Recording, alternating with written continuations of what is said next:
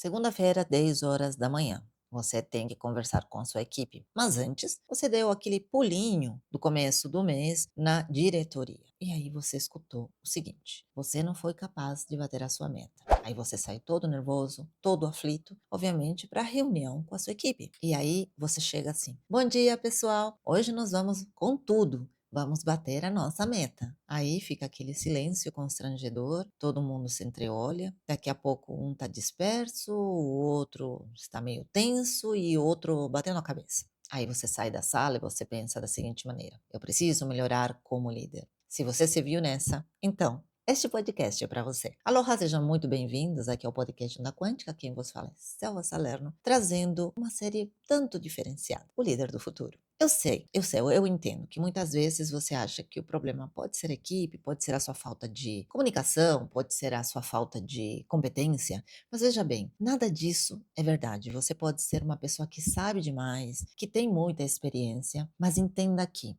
nós podemos nos conectar, entre aspas, energeticamente. E veja bem, isso não é nada místico, isso não é nada holístico, isso não é nada quântico, tem nada a ver com isso. Isso é o nosso cérebro em ação. Antes de você chegar e você conversar com qualquer pessoa, seja um cliente, seja um consulente, seja um mentorado ou um liderado, você tem que entender que a nossa fala começa pelo sistema nervoso. Isso mesmo. Segundo a neurocepção, trazida pela teoria poligaval do Stephen Porges, nós conseguimos fazer uma determinada leitura, seja na voz, nas microexpressões, vamos dizer assim, na aura, né? Por que não? De quem está conversando com a gente. Então, se você chega na sua equipe um tanto nervoso, e mesmo que tentando disfarçar e não vai conseguir porque isso é de forma inconsciente, um humor que realmente não está em você, o cérebro do teu receptor, né, o cérebro da pessoa com quem você está conversando, vai entender que isso não é verdade. Porque o cérebro, antes de tudo, ele vai testar se a situação é segura, se a situação ela é confiável e se está tudo bem. Ou seja, eu te testo. Biologicamente, nós somos programados para isso. Entenda que o nosso cérebro, ele não foi feito para ser produtivo, ele não foi feito para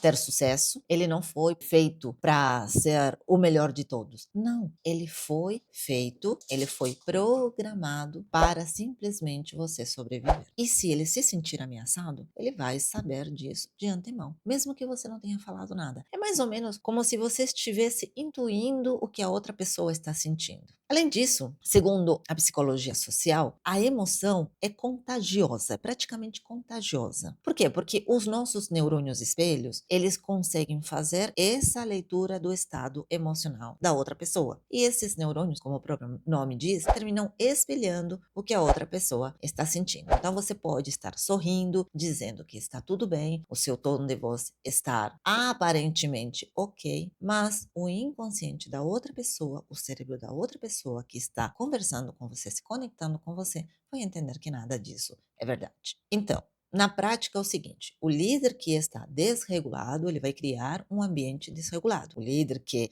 está ansioso vai criar mais ansiedade, obviamente, nos seus liderados. Mas aquele líder que está calmo, que consegue regular as suas emoções, que consegue trazer, vamos dizer assim, equilíbrio, esse diminui a reatividade do seu grupo, trazendo assim a tão sonhada produtividade. Sim, porque antes da gente fazer as coisas, nós somos seres biologicamente programados para esse tipo de coisa. Isso é o que Daniel Goleman chamou de liderança primordial. O estado primordial do líder é o clima emocional da equipe. Entenda que um líder do futuro, ou seja, o seu eu do futuro, ele não lidera com ansiedade e com apenas palavras bonitas e estratégias e metas. Ele lidera com regulação emocional, com presença e com coerência interna. Ele aprendeu a respirar antes de reagir. É mais ou menos isso. Ele identifica os seus próprios gatilhos, que não é tão simples assim, porque os gatilhos eles são muito mais inconscientes do que conscientes. E ele consegue entender e escolher com que frequência, né, entre aspas, ele deve se dirigir à sua equipe,